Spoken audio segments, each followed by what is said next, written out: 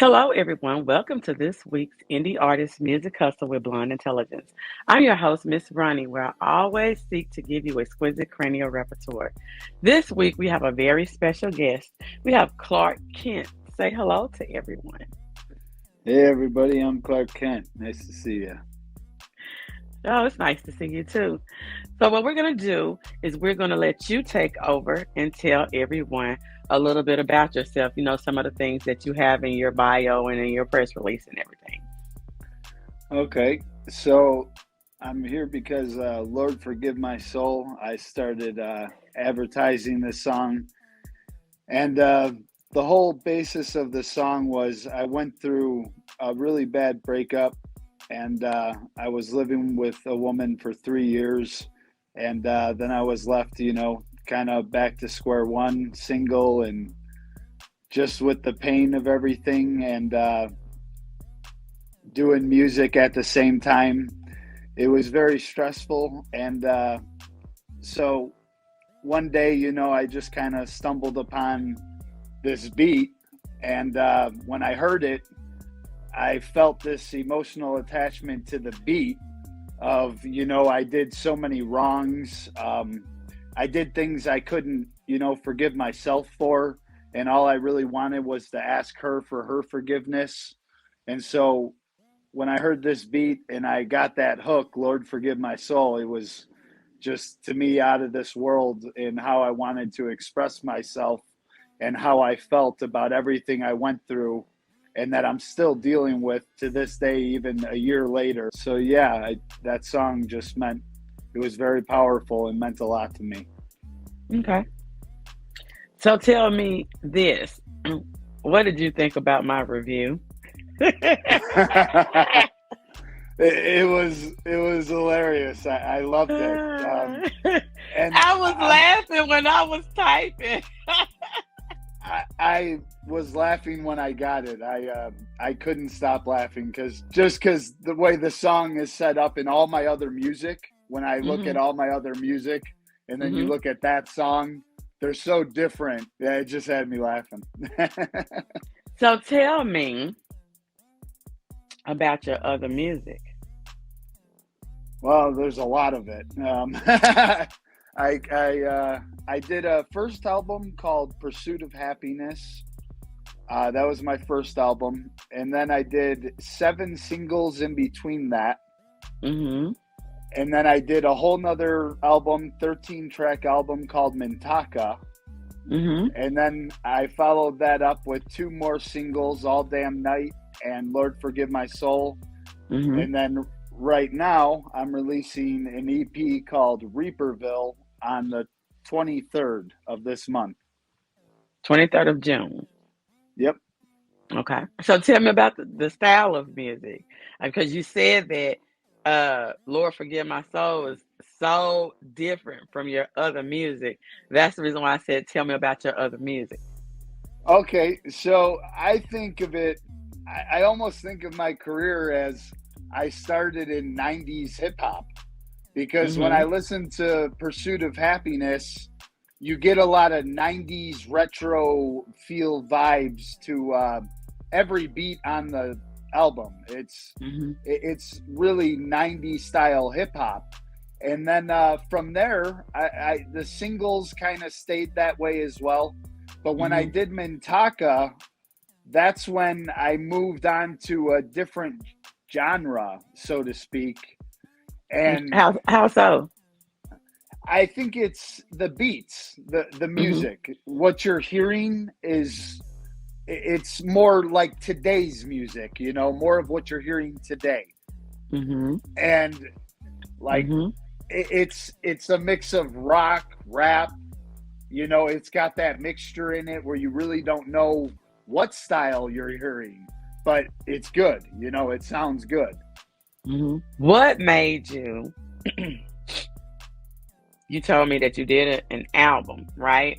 And then you had 7 singles in between, and now you're working on an EP. What made you go from album to singles to EP with the trend being with some independent artists that you release more singles? that a lot of people are not releasing um, albums, full albums anymore. So, what made you make that decision? Well, I actually did two albums. Okay. Yeah. Well, I wanted to do it professionally, I guess. I guess Hmm. I see the bigger artists and I see they're always doing, it's album after album. They occasionally do singles, they occasionally do a mixtape, and I wanted to stand out and I wanted to prove that I could do it. And Hmm. so I felt that by making an 11 song album and then a 13 song album, it's like, if these are all good, then I deserve my chance. Okay, so I'm going to ask this question because and this is dealing with like the copyright stuff. Okay, so I'm this is just me asking the question, and I just want to know how artists think sometimes. If with copyright, because I hear a lot of artists, and I'm not saying that that's your situation, but a lot of artists they only have like a certain budget for what they can do when they get ready to release. And one of the major things is having your copyright. So, how do you figure in when you're getting ready to release an album? How do you decide how many songs are going to be on the album? Because when you copyright, you can copyright 10 words at one price. And if you go over the 10, then you have to pay for a second copyright. With independent artists that have a budget, does that factor in into how many songs are going to be on the album? Yeah, I think everything matters in retrospect of how many songs you can put on an album. Everything does because every Mhm. song costs a certain amount of money to make each song. So if everything does, so if you're talking about the copywriting issue, the more it's going to be more expensive the more you're putting into it. Well, you can copyright 10 songs for one price. It went up from $55 to $85. So you can copyright 10 songs for $85 in one whop. Okay. But if you have 11 songs, then you have to copyright 10 songs for $85 and the one song for $85. So I'm just wondering, does that make a difference in how many songs that you choose to put on an album? Because if it were me and I had to do it, then I wouldn't have, if I had anything over 10, it would be 20. So I can get the most bang for To my make buck. the make most bang for your buck, exactly. I mean, that'd be the best way to look at it, but then you have to also look at the fact that that's how many more beats, how many more, all that comes into play as well. Well, that's when you have to find other ways to cut costs. I tell artists, check your local library. My library here in town where I live, they have a production studio in there. And for you to be able to use it, all you have to have is a free library card. And there is no price to use it. So you and your producer could book time slots in the library to go record, and it don't cost you anything. So you have to look at other Oh, ways to cut costs if you're going to do it that way. You have to look at, where am I wasting money at? Such as even when you're building a house, where is wasted space at that I could pop a closet in or put a few shelves in, or I can create some more storage? I mean, for real. people do So it. you have to do that when you like, and then you say you're dropping on the 23rd of this month. 23rd of this month is next week, right? Yeah. 6 weeks ago, you should have already submitted your music to Spotify for curators because you have to have it in at least 2 weeks before the album is the single or the album or whatever is released. You have to, like I said, look for ways to cut corners. And even with advertising, it is cheap to advertise on YouTube. So studies show that you have to catch a person's attention within the first 10 seconds or it's over with. So they're not gonna just look at an album cover and be like, "Oh, let me listen to this," unless they're a music. That's what they do. They listen to music. Other than that, you have to have some kind of snippet video or something to introduce it. So when you're running ads, you want to, even if you're using your own music, you want to have a visual along with it. So I always tell artists, if you know you got a song that you're releasing, release the video with the song. It's fine if you have to push back the release date, because you can't. You got to, in the instance of you submitting to Spotify on time, you also have to be promoting it at the same time. Tell me about the actual grind for being an independent artist. Tell me about the struggle of being an independent artist. And then I ask you about the rewards of being an independent artist. It's a struggle. It's a struggle because not only are you still having a full-time job and you're out there paying your bills, you know, you're trying to fix your life in whatever way you see best. You got this whole other life where you're making music, and it seems like all the money you make is just going right into that. So it's like, as an artist, I don't think we have savings accounts. You know what I mean? Like, I really think everybody is just, as much as we make, that's as much as we can put into the music. And I think it's a repetitive cycle that makes it very hard because you're limited on how much you make to how much you can spend on that music. So while it may be simple to find promotion, it's hard to pay them. It's hard to pay for the services that people have to offer when you're, you know, stuck working some regular job and you're doing music full time. It's hard. It's definitely hard. Now tell me some good things about being an independent artist.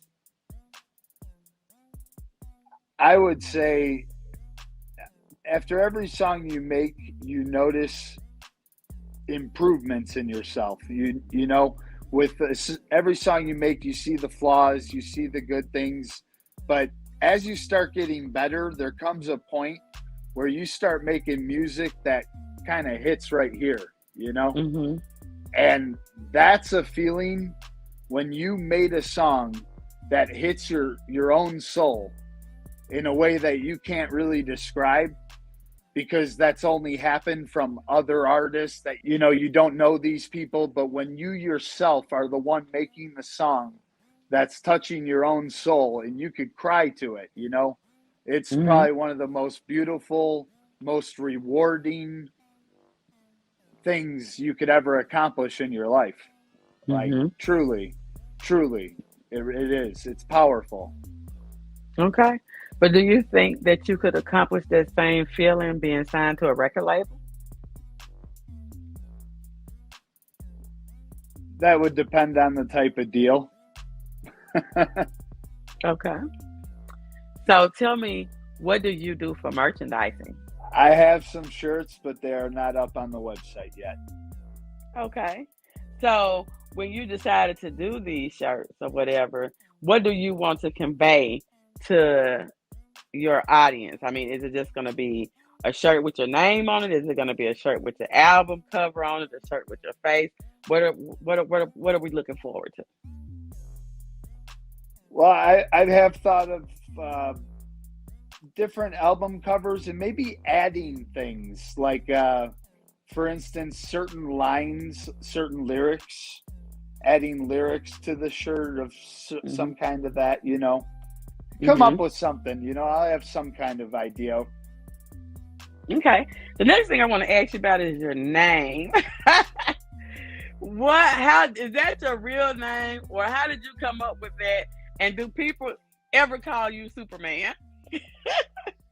Okay, so the name, yeah. So when I first got into rap, it was actually Confusion, and then I started working with someone new, and one day, it was the first time I was ever in a studio. And as I started going through the studio, he noticed how I was reacting. He goes, I got an idea. Your new name is Clark Kent. And I go, huh. And he's like, yeah, you're Superman. And so from there on, it was just, all right, I'm Clark Kent. He said, you need to call yourself Clark Kent. And he Okay. just said, it goes with your personality. It goes with how you make your music. Like, it's who you are. So, Okay. So tell me this, because I know you told me that you were in Chicago. Tell me how the rap scene, because I know it's a difference between rap and hip hop, and we use it interchangeably. The difference in the scenes when you actually do shows outside of Chicago. so I just registered with Afton to book live shows, and I will be able to answer that question in a follow up interview. Okay, that is fair. So let's move on to social media. Tell me about how you use social media to promote your music. And do you think that it's fair that so much emphasis is placed on social media?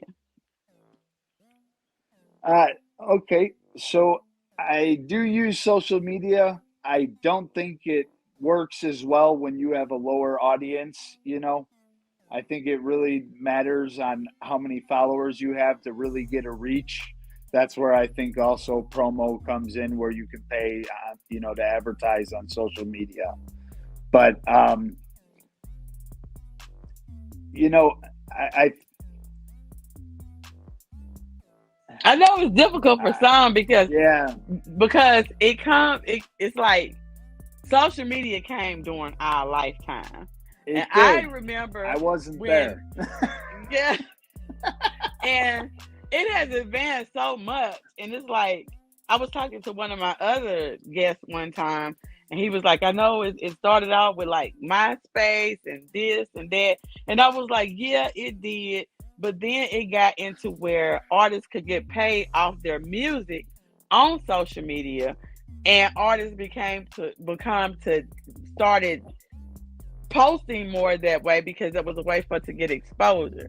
And it's like now, at first, people had other means of getting their music out there, and it's like now you have to use social media.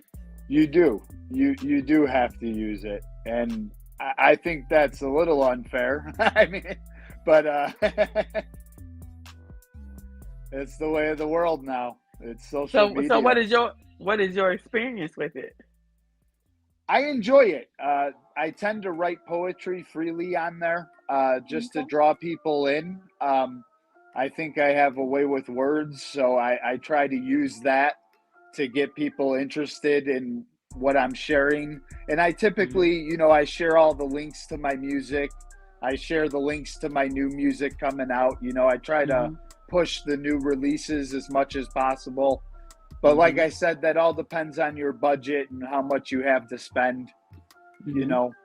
But I social media is a must. I mean, you have to use it. You have to have Okay. it. There's no way around that anymore. Okay.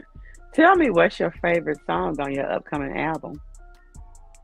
Oh, um, there's 4 songs on it, and Hmm. I would say my favorite one would have to be "Only Friend." Only Friends. Yeah, it's Why? titled "Only Friend." Tell me Uh, why. I think as soon as I made it, I uh, I knew it was just it had a vibe to it, Hmm. and it's like someone speaking out from desperation, saying, like, I don't have much, so please just talk to me. You know, Hmm. like a man begging from his loneliness just to be heard. I don't know if a man gonna beg from his loneliness. He might ask, "Let me shut up. Let me shut up." So, did you write it by yourself, or did you have a co-writer? or do you write all of your material by yourself? I write all of it by myself. Okay. What process do you go through for writing a song? It's as soon as I hear the beat. Once I hear the beat, I get the words and I come up with a story, an outline, and I pretty much start with the hook to get an idea of where I want to take the song for the verses and all that. And so essentially, when I hear a beat, I connect to it. And Okay. that connection creates what you hear. Okay. Okay. Well, I thank you for coming. I want you to tell everybody the name of your latest single, the name of your upcoming album, when it'll be out, your social media handles, and anything else that you will want someone to know about Clark Kent. Thank you. Once again, I am Clark Kent. My latest single is Lord Forgive My Soul. My upcoming release is an EP titled Reaperville. And I just want to say thank you from the bottom of my heart for listening to my music. And thank you from the bottom of my heart for having me on your show. Thank you. You're It's very, been you're very, wonderful, and I appreciate everything. you're very welcome. Now give us your social media handle. Twitter at Clark West Cooper. Facebook is Clark Kent Enterprises. Okay. You can follow him at Clark Kent Cooper at Clark Kent Enterprises. Did I get that right? Clark West Cooper at Twitter. Oh, Clark And then West. Clark. What he said. What he said. Hey, you can find us on all podcasting platforms, streaming live on social media, and on the website at www.blonde-intelligence.com. And if you're listening to this on rpentradio.com, you will hear his music played during the Freedom Mix at 8 p.m. on Wednesday. So I'll see y'all next week. Bye.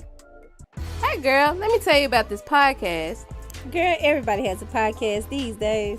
But this one interviews new and interesting indie artists. It's called Indie Artist Music Hustle with Blonde Intelligence. Really? Where can I find it? It's on all podcasting platforms, streams live on social media, and on rpentradio.com. What'd you say it was called again? It's called Indie Artist Music Hustle with Blonde Intelligence. Girl, I'm gonna have to check her out. Give it a check, girl.